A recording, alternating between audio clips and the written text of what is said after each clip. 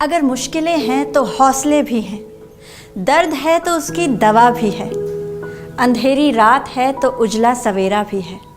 डरना नहीं, थकना नहीं, हारना नहीं, अगर ज़िंदगी से हो जंग तो कभी झुकना नहीं। नमस्कार, आदाब, सत श्री अकाल। मैं अर्चना शर्मा एक बार फिर सेहत का सफ़र में आप सभी दर्शकों का तहे दिल से स्वागत करती हूँ। कई सारे इंसान, चाहे वो बहुत पैसे वाले हो या बहुत हिम्मत वाले होते हों, पर शरीर की बीमारियां या शारीरिक तकलीफ अच्छे इंसान को बेबस और लाचार कर देती है। इसलिए अगर आप हमेशा स्वस्थ रहना चाहते हैं तो हमारा ये प्रोग्राम सिर्फ आपके लिए है, सेहत का सफ़र। इसे देखना बिल्कुल मिस न करें। अपने टीवी स्क्रीन पर नीचे दिए हुए नंबर पर कॉल करके आप हमसे और हमारी डॉक्टर साहिबा से बात कर सकते हैं। आपको किसी भी तरीके की शारीरिक प्रॉब्लम्स है तो आप हमसे डिस्कस कर सकते हैं। तो आइए मिलते हैं आयुर्वेद आचार्य डॉक्टर नीरू विरमानी जी से और उनसे बातें करते हैं। नमस्कार नीरू जी, आज सेहत का सफ़र प्रोग्राम में आपका फिर से स्वागत है। आज नीरू जी हमें फिर से स्वस्थ और निरोगी जीवन जीने का मंत्र बताएंगी। नीरू जी, आज बड़ी देर से कुछ लोग आपसे बेसब्री से बात करने का इंतजार कर रहे हैं। जी हाँ, बिल्कुल बिल्कुल। तो आज का पहला कॉलर हमारे साथ जुड़ रहे हैं। जी बताइए, आप कहाँ से बात कर रहे हैं और आपको क्या प्रॉब्लम है? हमारी डॉक्टर साहिबा आपको सुन रही है। नमस्कार डॉक्टर साहब, मेरा नाम निर्मला सोनी है और मैं गुजरात से बोल रही हूँ। मुझे 3 साल का बेबी है। मेरी प्रॉब्लम ये है कि मुझे बहुत हेयर फॉल हो रहा है और मेरी बहन 22 साल की है, उसको तो कहीं सर में कहीं जगह से जैसे टाल दिखने लग गई है। हमने यूट्यूब में बहुत सर्च किया और बहुत सारे नुस्खे आजमा लिए, पर कहीं कोई फर्क नहीं पड़ा। अगर डॉक्टर साहब ऐसे ही चलता रहा तो मुझे तो लग रहा है मैं 6 महीने में पूरी की पूरी टकली हो जाऊंगी। तो प्लीज़ इसका कोई उपाय बताइए कि ये हेयर फॉल कैसे रुकेगा, प्लीज़। देखिए मिसेस सोनी, अब आपने बालों की समस्या में 2 अलग अलग लोगों के बारे में बात करी है। मैं एक 1 बाय 1 दोनों के ऊपर बात करती हूँ। पहले आपके बारे में बात करती हूँ। आपने कहा आपका 3 महीने का बच्चा है और आपको बालों की हेयर फॉल की समस्या है।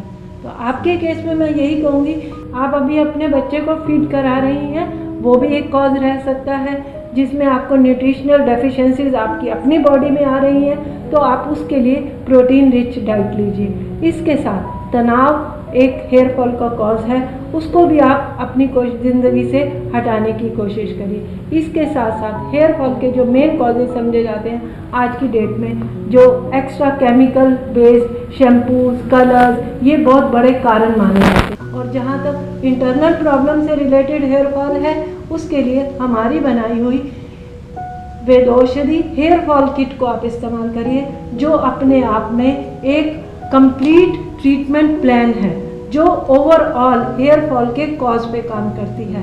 उसके अंदर कुछ आयरन सप्लीमेंट्स हैं, पित्त कफ को बैलेंस करने का, जो कि बॉडी के अंदर जब हीट बढ़ जाती है तो वो हेयर रूट्स को ब्लॉक करती है और न्यूट्रिशन नहीं मिलता है, उसके ऊपर काम करती है। एंटीऑक्सीडेंट है, जो नेचुरल सिस्टम पे काम करेगी, तो वो आपके कॉज को रिकवर करेगी। और रही बात आपकी सिस्टर की, जिसमें आप कह रहे हैं कि उसमें पैचेस दिखाई दे रहे हैं, तो वो उसका कॉज जो है वो एलोपेशिया है। एलोपेशिया एक तरीके का कीड़ा होता है जो बालों की जड़ों को कमज़ोर करता है। तो आप उस केस में मैं यही सजेस्ट करूँगी कि वो जितना हो सके स्काल्प को एस्ट्रिंजेंट बेस्ड प्रोडक्ट से वॉश करें। नहीं तो घर में दही का इस्तेमाल कर सकती हैं, मेथी दाना यूज़ कर सकते हैं, तेल का कम से कम वो इस्तेमाल करें। नहीं तो वो बालचर कीड़े के लिए एक तरीके से खाने का काम करता है, तो हमें उसको रोकना है। उसको कवर करने के लिए आप चाहें तो हमारी बनी हुई वेदौषधि किट को आप इस्तेमाल करिए। उसकी बनी हुई दवाई इस कीड़े को जड़ से ख़त्म करने में कामयाब होगी और वही एक उसका हल है। हेयर फॉल का एक बहुत बड़ा कारण हार्मोनल इम्बैलेंस भी है। PCOS, थायराइड, ये सब भी बहुत बड़े कारण माने जाते हैं। इसके अलावा अगर आपको कोई किडनी से रिलेटेड इशू है तो वो भी एक हेयर फॉल का कॉज है। इसके अलावा अगर आप साइनस, एलर्जी या किसी तरीके के लंग इशू से सफ़र कर रहे हैं तो वो भी एक कारण हो सकता है। तो जो वेदौषधि की बनाई हुई हेयर फॉल किट है वो ओवरऑल इन सारे कॉम्प्लिकेशंस को ध्यान में रखते हुए बनाई गई है। तो निर्मला जी, डॉक्टर साहिबा ने आपको जो आयुर्वेदिक मेडिसिन बताई है आप उसका रेगुलर यूज करें, आपके बालों की सारी समस्या दूर हो जाएगी। नीरू जी, इसके साथ एक और कॉलर हमसे बात करना चाह रहे हैं। डॉक्टर साहिबा, आर यू रेडी? मैम, मैं मीनू बात कर रही हूँ यूपी से। मैम, कई दिनों से मैं बहुत ही परेशान हूँ। मेरे स्किन में इचिंग और कई पिंपल्स आ रहे हैं। मैं इससे बहुत ही परेशान हूँ। प्लीज़ मुझे इस समस्या का हाल बताइए मैम। मैं बहुत परेशान हूँ। कई इलाज करके देखे हैं मैंने, लेकिन कुछ फ़र्क नहीं पड़ रहा है। मैं बहुत परेशान हूँ। मतलब रेड पैच आ जाता है और उसके ऊपर इचिंग भी होने लगती है और पिंपल्स भी आ रहे हैं। हाँ मीनू जी, अभी आपने कहा कि मेरी स्किन की समस्या है, तो स्किन आज हर दूसरा इंसान स्किन की प्रॉब्लम से सफ़र कर रहा है। और स्किन जो हमारे शरीर का सबसे ज़रूरी एक इंद्रिय है, ये शरीर को ढकने के अलावा शरीर को बाकी सब बीमारियों से भी बचाता है। और ब्यूटी में तो इसका अपना एक रोल है। और एक लेडी के लिए स्किन का साफ होना क्या मायना रखता है वो आप अच्छे से समझ सकते हैं। पर अगर आप इस बीमारी से सफ़र कर रहे हैं तो आपको इसकी जड़ पर जाना होगा। आपको देखना होगा कि मेरी स्किन में दाने आ क्यों रहे हैं। क्या मैं किसी हार्मोनल प्रॉब्लम से सफ़र कर रही हूँ, या मैं ज़रूरत से ज़्यादा तला हुआ मिर्च मसाले वाला खाना लेती हूँ जिससे मेरा खून एसिडिक हो रहा है, तो जो अंदर से बाहर पिंपल्स की फॉर्म में या एलर्जी की फॉर्म में आ सकता है। या इसके अलावा ये भी हो सकता है कि आप ज़रूरत से ज़्यादा केमिकल बेस कॉस्मेटिक इस्तेमाल करते हैं, तो वो भी एक रीज़न रह सकता है।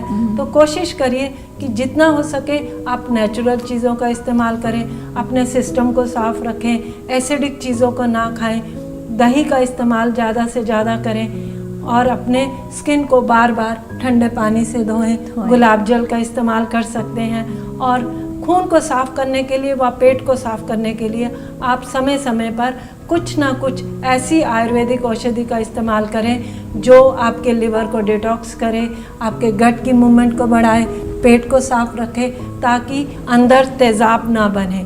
खून अगर अल्कलाइन है तो कभी हो ही नहीं सकता कि किसी की बॉडी के ऊपर, किसी के स्किन के ऊपर किसी भी तरीके का दाना आए।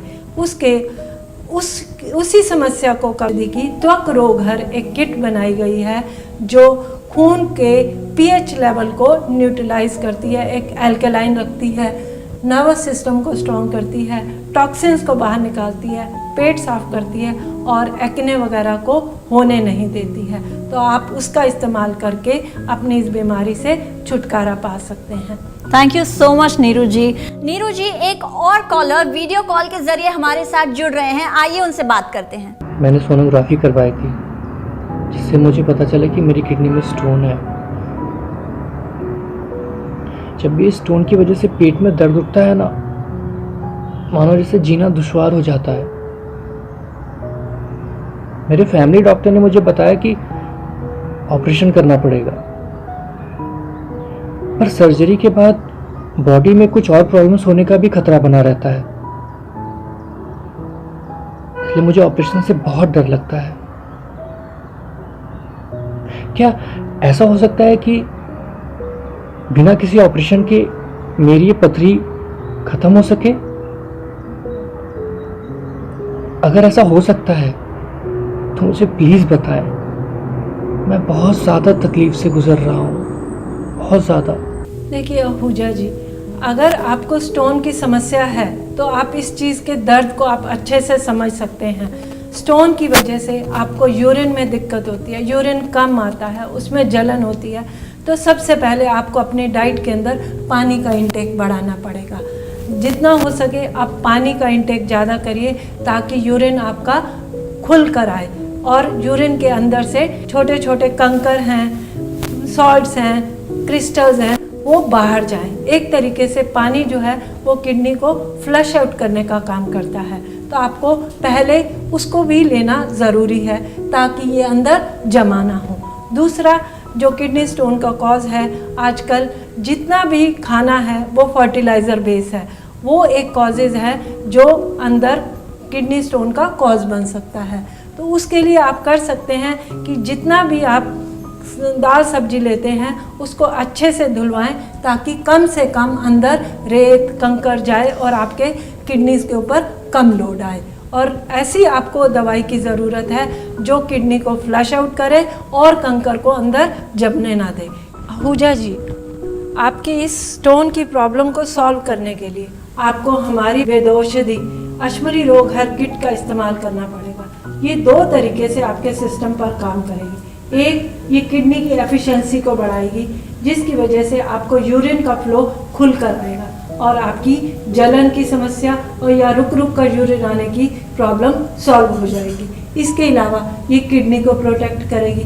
दूसरा, जो स्टोन बनने का कॉज है उसको ये रोकने में मददगार होगी। जो ऑलरेडी स्टोन बन चुके हैं वो भी इसके डायूरेटिक एक्शन की वजह से बाहर हो जाएंगे और आपको दर्द से छुटकारा मिल जाएगा।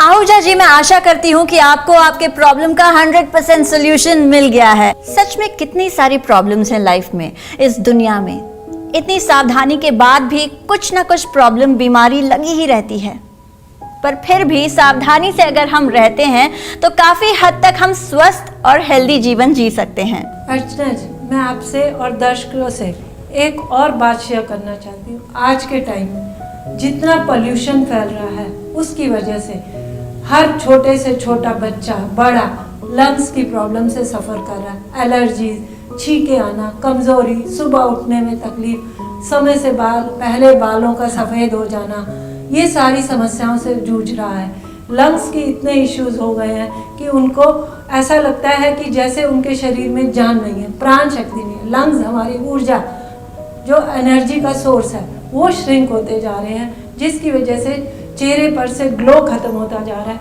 उन चीज़ों से बचने के लिए हो सके तो दर्शकों, मैं आपसे सलाह दूंगी कि आप घर से बाहर निकलने से पहले अगर आप अपने नाक में 2 बूंद बादाम रोगन डालते हैं तो आप एलर्जी से बच सकते हैं। इसके अलावा आप चेंज ऑफ टेम्परेचर से बचिए। घर से बाहर जाना है, थोड़ी देर पहले एसी बंद कर दीजिए, एकदम ठंडे से गर्म में मत जाइए, ताकि आपका हीमोस्टैटिक एक्शन बना रहे। इस चीज़ पे खास ध्यान रखिए। और जिन लोगों को ये प्रॉब्लम हो चुकी है वो वेदौषधि की श्वास रोग हर किट का इस्तेमाल करें, जिससे उनके लंग्स इस बीमारी से बचने के लिए तैयार हो जाएंगे। नीरू जी, सच में आपने हमारे दर्शकों के कई सारे प्रॉब्लम्स के सॉल्यूशन दिए हैं और आई एम श्योर कि अगर दर्शक इन सारे सॉल्यूशंस को प्रॉपरली फॉलो करें तो उनके जीवन में एक चेंज बिल्कुल आएगा। सच में कितनी सारी प्रॉब्लम्स है लाइफ में, इस दुनिया में। इतनी सावधानी के बाद भी कुछ ना कुछ प्रॉब्लम, बीमारी लगती ही रहती है, पर फिर भी सावधानी से अगर हम रहते हैं तो काफ़ी हद तक हम स्वस्थ और हेल्दी जीवन जी सकते हैं। तो आप अपना और आपके अपनों का ख्याल रखिए और तकलीफ़ों से घबराने के बजाय आप हमें कॉल कीजिए। अपनी शारीरिक प्रॉब्लम्स को हमेशा के लिए अलविदा कर दीजिए। अब आपके और आपकी तकलीफ़ों के बीच में एक फ़ोन कॉल का फासला है। चुनना आपको है, बीमारी या स्वस्थ जीवन, क्योंकि जीवन अनमोल है। तो क्यों जिए उस तनाव और दर्द के साथ। हमेशा हंसते रहें, स्वस्थ रहें और मस्त रहें। नमस्कार।